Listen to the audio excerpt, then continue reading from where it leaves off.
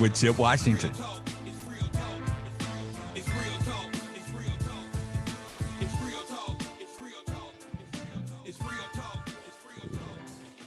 And welcome back to Real Talk Memphis on this Monday evening. Chip Washington, your humble host, is with you. Very happy to have you with us tonight. And, as I said earlier, we really want to focus on crime. It is becoming too common a daily occurrence. And we are really, all of us are struggling. In particular, at the very sad and shocking death of Reverend Dr. Arturo Eason Williams, who was killed last Monday during a carjacking at her home. And I wanted to reach out to a couple of folks. As I said earlier, there was a press conference last Tuesday, with the police director, C.J. Davis, many other law enforcement officials, and many pillars of the community, including my first guest, who has been on my show before. He is no stranger to any of us. He is the executive director at the Memphis Christian Pastors Association Network. He's also a longtime Memphis police officer, retired now, and also a head of clerk. But more importantly, for purposes of this conversation, he was a good friend of Reverend Dr. Eason Williams. And please welcome to Real Talk, Reverend James Kirkwood. And Reverend Kirkwood, thanks for coming on again. Really appreciate you. Hey, thank you, Chip, for all you're doing, and thank you for the invite. So, as we talked before offline, a lot of folks did. You spoke at the press conference as well. A lot of people are very, very shocked and upset, in this particular instance, because she was very well known. She was very well liked, very well respected in the community, and had done so much for all of us. When you heard the news that it was a 15-year-old, and today we heard that there was actually another 15-year-old in addition to a 16-year-old that were sentenced for this crime, what went through your head? Oh, I was just, at awe. I was just at awe. I just, the whole, I was in shock. As we know, Pastor Eason Williams was a strong advocate for teenagers, young people. And I mean, she was always Monday evening. Fighting. Chip Washington, your humble host, is with you. Hold on, we're very happy to have you with us tonight. And as I said earlier, Eason Williams was a strong advocate for teenagers, young people. Okay, and I mean, she was always Monday evening. Fighting. Chip Washington, your humble host, is with you. Hold on, okay, I'm sorry. I'm sorry, Reverend Kirkwood, you there? I'm here. Okay, I'm sorry. Please continue your thought. I'm sorry, we're having a little bit of a technical issue, but we're good now. Go ahead. Yeah, but yeah, I was at awe. I was kind of shocked because, as I said, Pastor Eason was such a strong advocate for young people, teenagers, young adults, that opportunity youth. She was always one person lifting her voice for trying to find ways to pull them away from crime or pull them away from the streets. How do we put them on a path where they become assets to our community? That was her fight. And, to hear that, was kind of a letdown. It was kind of a letdown. But here's the thing. We can't just be shocked. I can't say I was just shocked, because so often now we've been hearing about our young people committing violent acts of this nature, or aggravated assaults, or robbing people of vehicles. So, part of me wasn't shocked, and part of me was shocked, because I just didn't want to believe it was happening at all, or it had happened at all.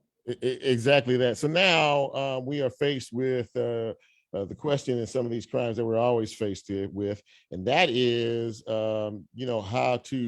should he be charged as an adult, for a crime like this? And, there are many arguments for that and against that. And I know that the district attorney is pushing for them to be charged as adults.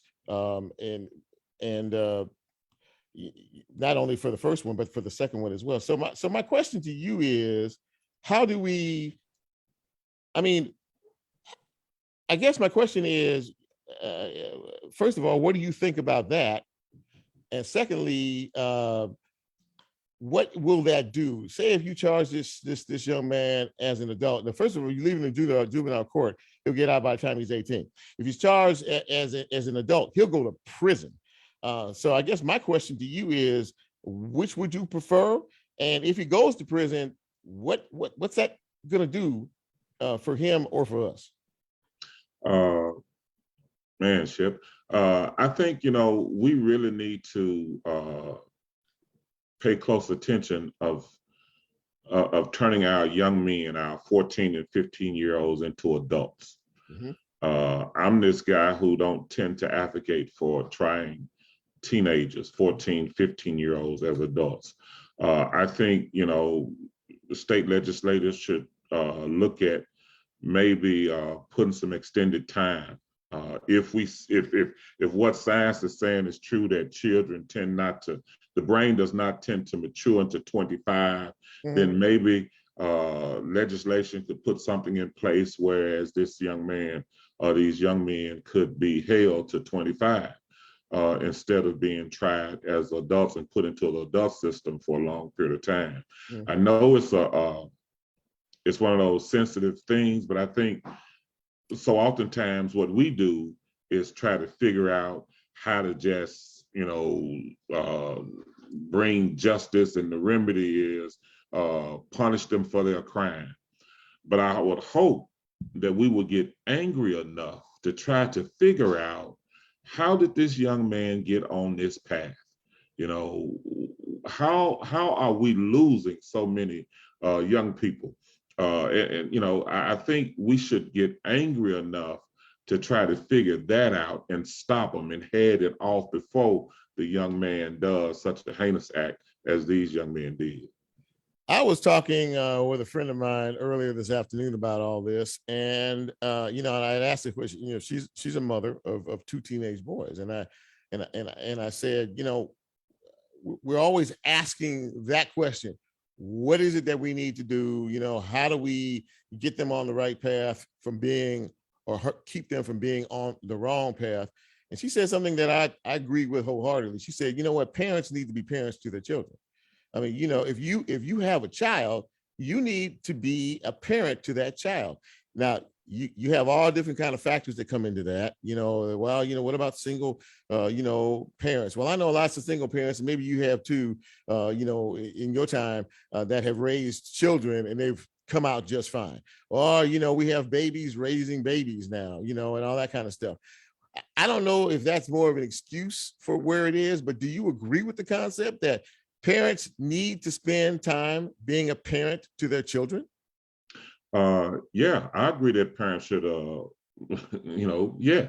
But I also agree that we have to be honest, that parents need help, all right, in raising kids. If we always say this thing, it takes a village to raise a child. Right. All right. And if we know, Chip, while I come from a single mother, all right, but my mom was a very, very strong single mother. All right. Mm-hmm. But also my mom had a whole lot of help in raising us. All right. She didn't do it by herself. All right. So my mom would never tell you I raised all my 5 kids by myself. Right. No, my mom had some support people, some support organizations in place to assist us, all right, in becoming the young men and women that we are. She didn't do it by herself. Mm-hmm. And young mothers today can't do it by themselves. And if we even would look in scripture, one of my favorite scriptures is from the book of James, and it says, true religion is this, that you visit the widow and the fatherless in their affliction, mm-hmm. that you pay attention to these people, and that you keep yourself unspotted from the world. That's true religion. And so, while yes, parents should parent their children, but parents should also have some help in the process. And that's what we need to try to come forward and figure out. How do we help parents? How do we help our city? How do we help our schools how do we help our communities in the raising and the rearing of our children so that they can stay on the right path. If you're just joining us, we're speaking with Reverend James Kirkwood. He is the executive director at Memphis Christian Pastors Network. He's also a former Memphis police officer, a long-serving, high-ranking officer before he retired. And we're having a conversation about crime, and it really is a call to action. Now, you said a few minutes ago that we need to be angry enough to really want to take action, but what you said a minute ago, I want to zero in on a little bit tighter, because you said that you were raised by a single parent, single mother, but she had help. So that old passage that we hear, it takes a village to raise a child. Now, when I came up, and I grew up in Los Angeles, California, and it was a little tough in my neighborhood, but you know what? My parents had help too. The next door neighbor, the neighbor across the street, grandparents, folks. I think everybody in the neighborhood, whether you had a child or not, was a parent to the children in the neighborhood. Is that something of which you're referring to? Yeah, I mean, yes. Listen, let us be honest. All right, Okay. Kids are not dealing with what I dealt with growing up. All right, we did not have gangs in my neighborhood. All right, we did not have all these different vices coming at young men. All right, today, our schools were much stronger. All right. I mean, kids were going to school and they were learning to be brick masons. They were learning HVAC. They were learning how to be auto technicians. Plumbers, carpenters. They were learning all these things. All right. And they were going to work. These young men in my high school, they were going to work in the evening, sometime on weekends, and then during the summer, they were working, all right, because they were being skilled up. So, when we go back and flip back and say how it was when we were kids, we have to be honest that it's not like that today. All right. So how do we give kids what we had, opportunities? How do we give our parents, our single mothers, our single fathers, the help they need to be able to help raise their kids in a manner that will be productive? That's something we have to focus on, and we have to be honest. Instead of playing this blame game, it's the parents' fault. No, it's a whole lot of good parents whose children got in trouble. Absolutely. Right? Absolutely. So so let us stop all the blame game. All of us are to blame. All of us got blame in this game. All right. And what we need to do is sit down and figure out how we're going to save our sons and our daughters, and how we're going to bring those who now look at us as the enemy. How do we turn them to let them know, no, wait a minute, dude, we love you, we care for you, and we are here for you, and that has to become real for us as well as for them. That's a good point. And one final thing before I let you go, a lot of folks will tell you, and I'm sure you've heard it, and you probably may co-sign on it, that in the summertime in particular, around here, there's just not enough things for these kids to do. There are not enough activities, and not enough work programs, there's not enough, things to keep them busy and keep them out of trouble. Would you agree with that? And if you do, what do we need to do about it? We need to create things to do. We need to get involved. We need to figure out how to come up with some real good summer camps. If we know our kids are failing in math, are not doing well in math, then we should open up our churches, we should open up our community centers, and we, the community, should come together and create a summer math program, a summer math camp, a summer English camp. If we know that our kids are not doing well when it comes to ACTs, then we need to make sure that they are being prepped.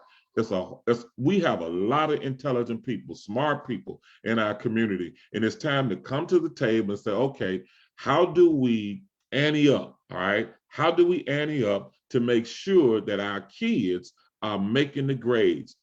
We have to go in to those young people who want to be entrepreneurs or want to be on their own business, and we have to create summer camps where they would do that. And then we have to be wise enough to create some camps where we can take our kids away so they can see beautiful things, not for them to leave our city, all right, but for them to begin to dream of what our city can become.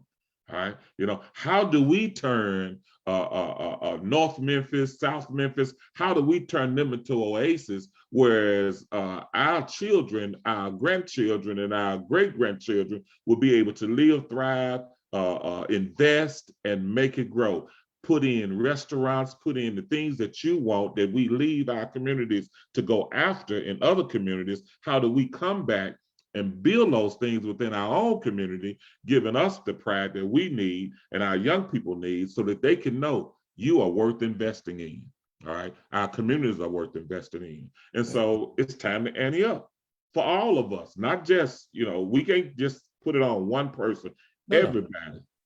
So what you're saying, in essence, is that, before I let you go, is that we all have a lot of work to do. We got work to do, man. We got work to do, and we have a lot of investment to making these young people, because too many of them are going down the wrong road. Too many of them are finding acceptance in the streets rather than in the homes and the support systems that we should be putting in place. Reverend James Kirkwood, I really thank you for coming on tonight. I want to express my condolences to you, because I know that Reverend Dr. Easton Williams was a friend of yours, and I know it has touched you deeply. Any closing comments you'd like to make? Hey, let's just keep her family in prayer, her children, her husband, her church family. Listen, this is a hard pill for them to swallow. They will not get over it today or tomorrow, but we should keep them up in prayer. At the end, keep them up in prayer. Well, listen, very, very true sentiment that you just expressed there. We'll keep that family lifted in prayer, and we'll also keep you in prayer as well. Reverend James Kirkwood, thank you so much for coming back on Real Talk. And anytime, we need to have a hard, serious conversation about what's going on in our city, I'm going to pick up the phone and call you. All right, Chip. Appreciate you, man. All right, you too. Thank you. Have a good night. Thank you. All right. Thank you. Bye-bye.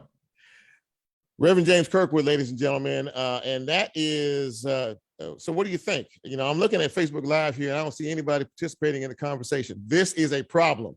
This is one of the biggest problems that I see, is that we like to talk about things, but we don't like to get involved in conversations that need to be had. If you have an opinion or a thought of yourself about, where things are, where things need to be. Should a 15-year-old be charged as an adult when he commits an adult crime? Should there be another way? There are a lot of questions out here and not enough answers. So that's what we're trying to do. It's a call to action tonight on Real Talk Memphis. We're going to take our second break.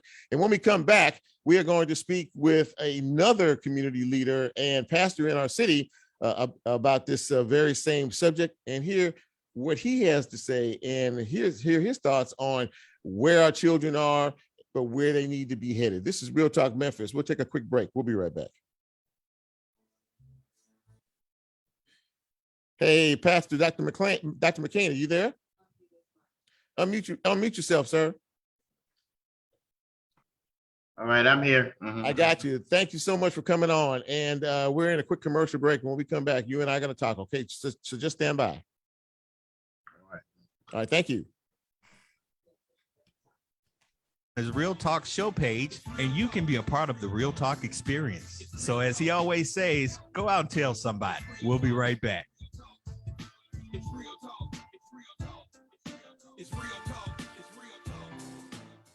The University of Memphis is proud to be a founding partner of WYXR. They are hiring technicians, electricians, plumbers, custodians, and HVAC mechanics. The job fair is in the ballroom on the U of M campus on July 27th from 10 a.m. to 2 p.m. Free parking is available in the Zach Curlin Garage. For more information, call the HR department at 901-678-3573. That's 901-678-3573.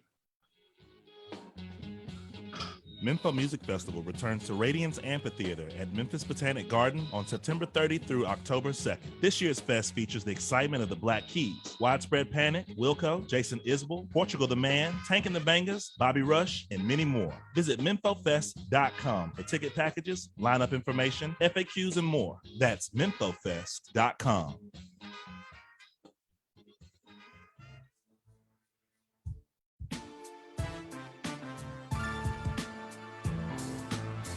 How you feeling? You feeling?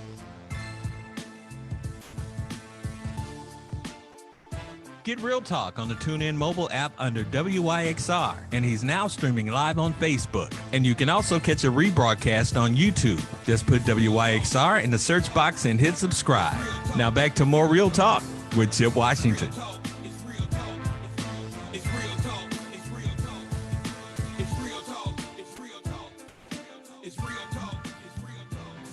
And welcome back to Real Talk Memphis on this Monday evening. Chip with you. We are spending a lot of time tonight talking about crime in our cities. In particular, of course, this on the back of the tragic death of Memphis church leader, Reverend Dr. Artura Eason Williams last week at her home during a carjacking by two 15-year-olds and a 16-year-old. And, you know, I think it sort of galvanized the community into really taking action. And I really want to dig into this and find out, you know, what we need to do. This is a conversation not just for the guest on the show, but also for the folks who may be listening and watching, particularly on Facebook Live.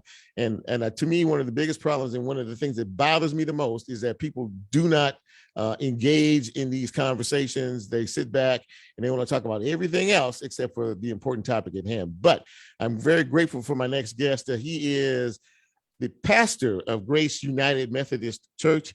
He is Dr. Martin Mccain. And Dr. Mccain, thank you for coming on Real Talk. I really appreciate it. Well, thank you. Thank you for having me. Yes. So you were at the press conference as well last Tuesday that Chief Davis had to talk about this. And you know, she said, I remember a couple of things she said were, you know, we should not be able to eat. We should not be able to sleep. We should not be able to rest, you know, when situations like this occur.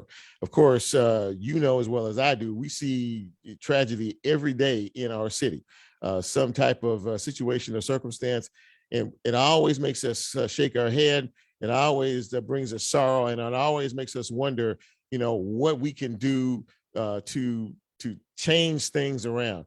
But let me ask you, I know you were very close to Dr. Eason Williams. When you found out that she was killed and you found out the circumstances, what went through your mind?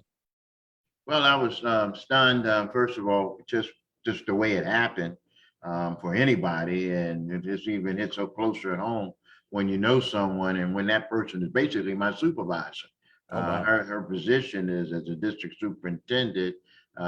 She is assistant to the bishop over the pastor. So regardless of how many years I've been in service, she's still my immediate supervisor. So, and plus I knew her before she had that position. So I respect her as my superior, but also respect her just as a child of God and as a person who I'd watch, you know, grow in ministry and all the way from a lay person to an ordained ministry. And so I was stunned, I was hurt, just couldn't believe it. When we got the call to the house, not too long after she was pronounced dead, before it even hit the news media. And so because another person who knew it, you know, close up on the situation, and it just kind of was just one of those things again. And how do we help it? And then it didn't help anymore when we found out the age of a person. Sure. And it was just kind of shocking to the fact that here's a person who spent her earlier portion of her ministry working with youth. She started out as a youth pastor in the youth annual conference. My daughter, that's how she got to know her well. And you know, about 15, 20 years ago now, you can almost say, when my daughter was a youth, got to know her working with the youth in our church. And that whole crew, they're out of college now and married and have their own families. And so to see someone to put that kind of time in and a passion for youth, not only in our churches, but in our city, That was just a hard scenario for her life to succumb to some young people who I believe know better but didn't do better. Exactly right. Behind that, there is a move afoot by the district attorney's office to charge both of these 15-year-olds as adults. What's your take on that?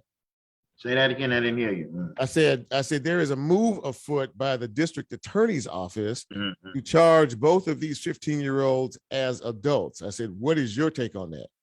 I've struggled by that. I've been struggling with that because if they're not tried as adults, then it's just wiped away, and the seriousness of the crime is just it's not taken seriously by other younger people, and then young people can be abused by others to have them to do the crime because their slate will be wiped clean when they become 18. So I struggle with that, but.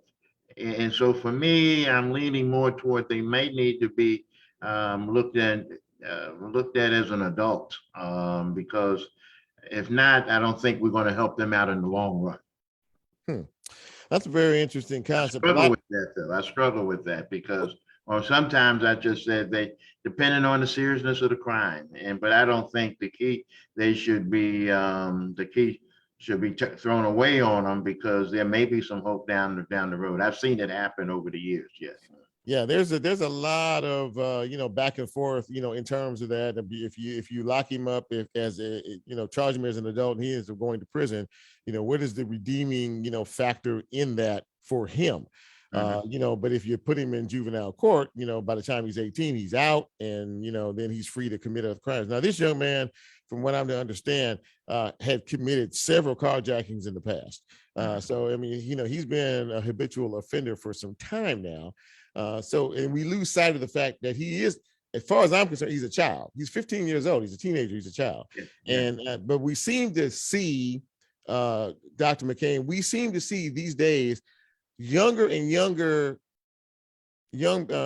kids committing major felonies, including murder. I mean, we see it not only here, but all across the country. And I mean, where does that come in your mind as a pastor and, as a church, as a shepherd, of a church? What comes to your mind when you see that, when you hear that and know that? And what is the responsibility of the church in terms of all of this?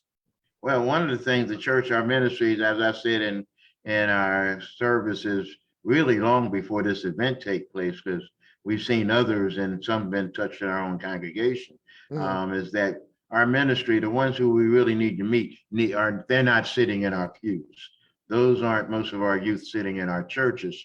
And so we have to work with community organizations and really have a closer work with the schools so that we can work with them where they are. Not try to look through them, help them just through coming through the doors of the church.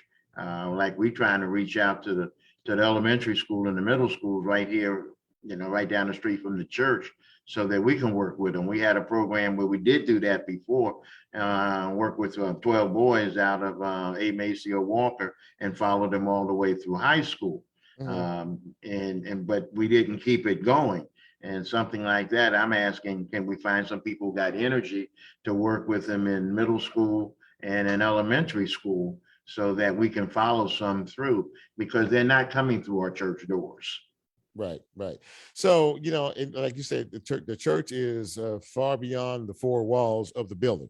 The church is in the streets, in the communities that we face. Now, when I talked to Reverend Kirkwood before you, he talked about that. He said, we need to get in the streets. We need to get with these people. Back in the day, it took a village to raise a child, and a village just wasn't, your nuclear family. It was the neighborhood, it was the community, because they all had a vested interest in how these youngsters, grew up. We lost that. There's been a major disconnection in that a long time ago from the way things were to the way things are. How do we get back to that, or can we get back to that, in your opinion? Well, we got, so many people, we don't know our neighbors. I grew up like just what you said. All the neighbors, we knew all their names. They knew all our names.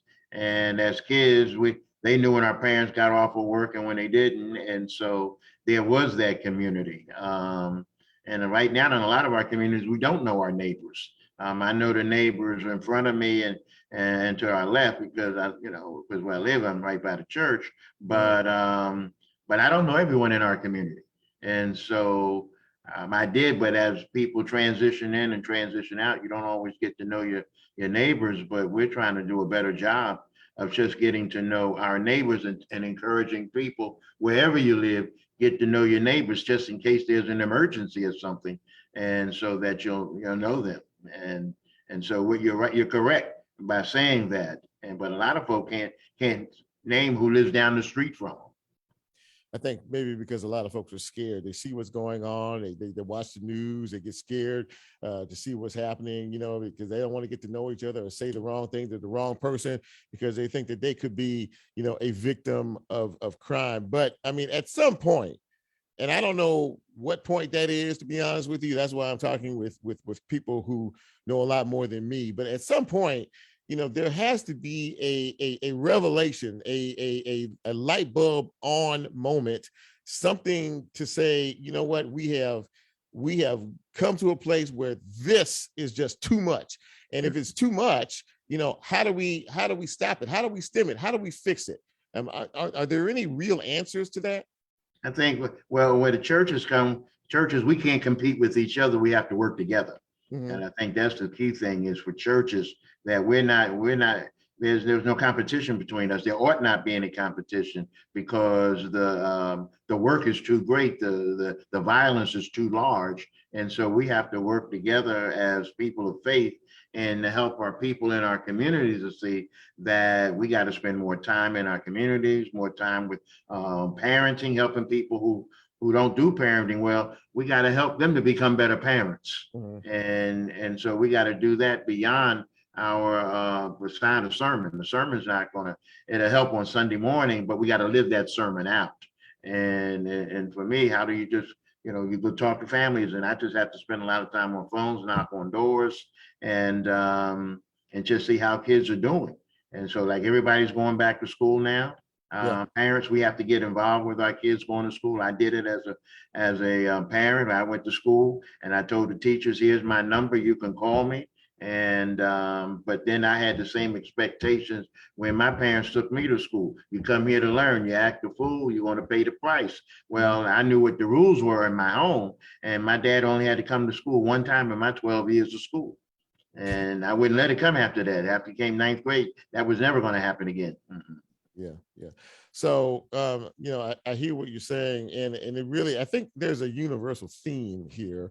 And I think the theme is, it does take we all have to get involved, because whether we have children or don't have children, all of our children are our children. And when we see children dealing in situations like this, this tragic, it really breaks your heart. Not only, just as a parent, but just as someone who lives in this community, to see another life taken, and also another life, these 15-year-olds, whether they go to prison, or not. I mean, what happens to them on the back end of this? So how do our young people really learn a lesson? I think is the biggest, question I think I have in all of this. Yeah, we got to help them be more sensitive that you committed a crime. You committed a crime. You took life. You brought harm to a family, and you brought fear to a community. And so we have to help that person to understand the seriousness of what happened, because you had a weapon and you used it, and you brought bodily harm. You brought death. And so some people want you to pay for that. But now we have to come back and see our civilized side. How do we help this person learn from this mistake and be able to move forward, even with the pain that they've left, because they are so young.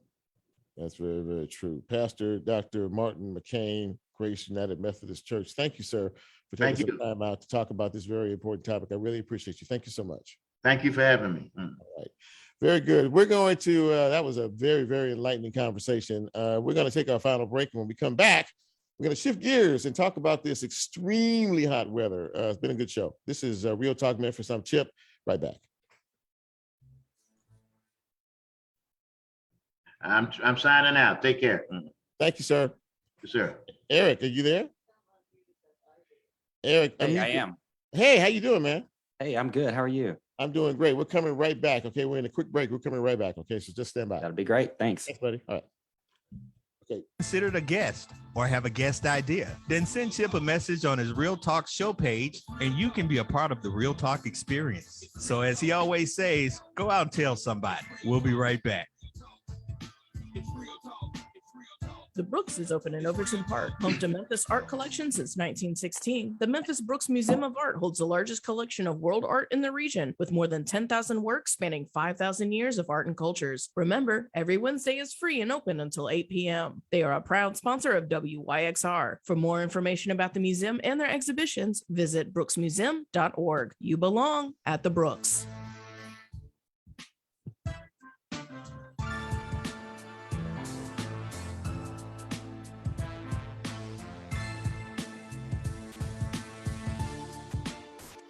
Get Real Talk on the TuneIn mobile app under WYXR, and he's now streaming live on Facebook. And you can also catch a rebroadcast on YouTube. Just put WYXR in the search box and hit subscribe.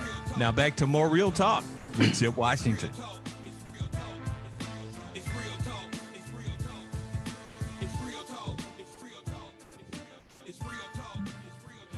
And welcome back to the big broadcast on this Monday evening. Your humble host, Chip Washington, with you.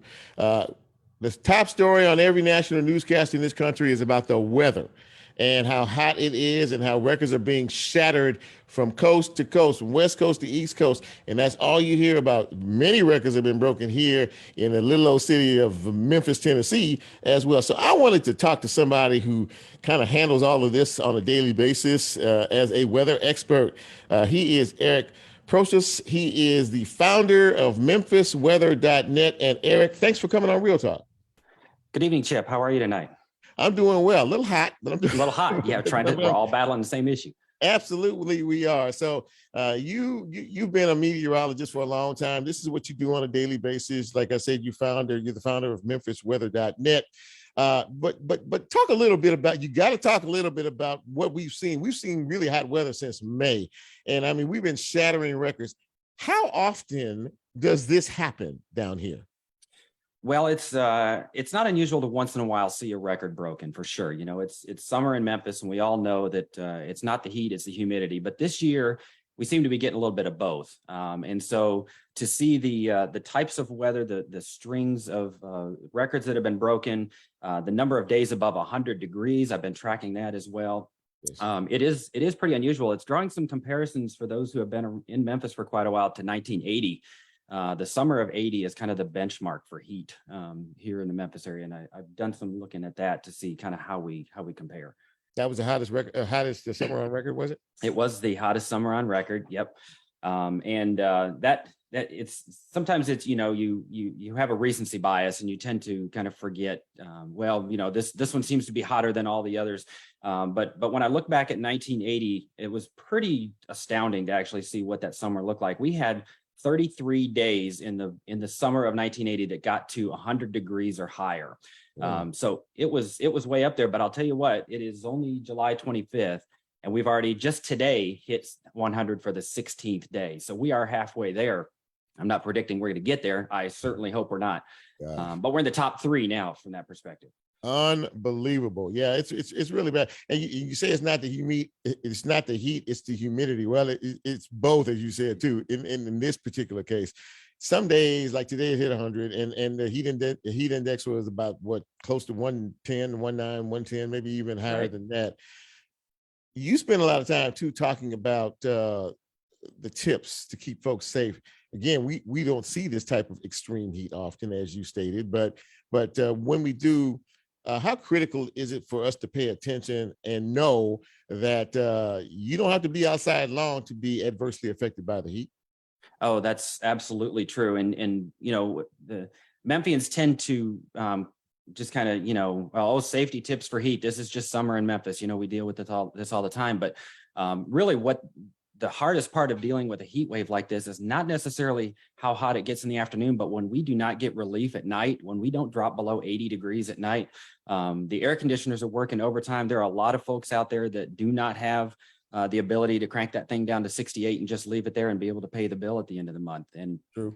so you really do, the heat safety tips that, tends to, when I'm putting those out, it's sometimes I just wonder if anybody is actually paying attention, but heat exhaustion and heat stress are a real thing. The hospitals are dealing with it. And it's one of the top killers from a weather perspective nationwide is the heat. I read somewhere over the weekend, I guess it was maybe a nationwide thing, that 4 people died, and it was directly related to the heat wherever it was that they are in this country. And so, again, I've had heat exhaustion, and I know what that's all about. And I mean, I got pretty sick behind that. And it didn't take long, from being out in the weather to coming in and the symptoms starting to happen. But besides being hydrated, what else do you tell people about being safe in this type of heat? Well, you really just need to listen to your body. If you think, well, I'm just going to push a little bit harder, a little bit longer, I'm doing outdoor strenuous activities, that's when it really starts to take its toll. So you need to provide yourself those breaks, even if you do have things to do outside. Every hour, take 15 minutes or so and just get into some cool air, make sure that you're staying hydrated. And remember that it's not just about you as well. You may be able to tolerate it, but there are others that can't. If you've got friends, family, or maybe it's elderly relatives or something that need to be checked on, just make sure you're doing that. We need to all be taking care of each other. We're taking care of our pets. We need to have, water out for them, some shade, let them inside for a little bit, because it doesn't just take its toll on us human beings either. Absolutely that. Yeah, we have a dog, and we understand that they can't tolerate too much heat. And of course, for walk them when the sun is down and the ground is a slight bit cooler. Erik, you can find his information, and I've checked out his site. It's very good. If you want everything you want to know about Memphis weather, but we're afraid to ask, go to memphisweather.net, because I'm telling you, my man has put something together, really good information for all of us to be able to take. And Erik, I really want to thank you for coming on the show tonight. And I am a new fan of memphisweather.net. I tell you that for. I appreciate that too. And those stupid questions can be asked to us on Twitter or Facebook. We're not going to put you down for asking them. So we are Memphis Weather 1 on Facebook and Twitter. We're starting some YouTube videos, and we'll be all over social media. Excellent. Erik Proseus, thank you so much for coming on Real Talk tonight. Thank you, my friend. Appreciate you. Thank you very much. All right. Well, we have had a really, really good show tonight. And I have to say, as we get played out here, Marvin, play us out.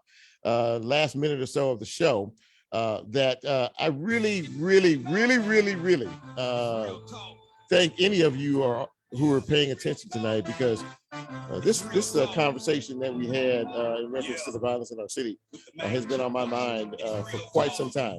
Disappointed not to see more faces on Facebook Live, but I hope that you either listen to this broadcast or you check out the podcast. The podcast will come out tomorrow. You can also go to wyxr.org and hear the show anytime. Just hit the podcast tab and listen. It's not about me, and it's not about individuals. It's about all of us collectively understanding that things that happen, like they happened last week, affect us all on certain levels.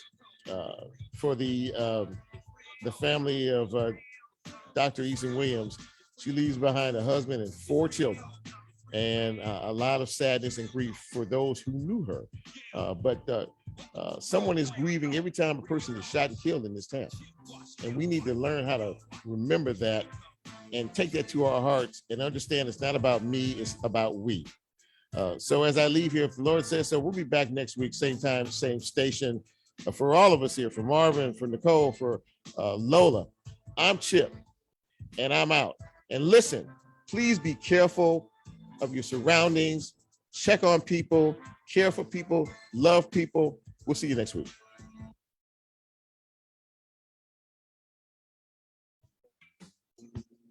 That's what I'm saying. I ain't lying, and I ain't playing.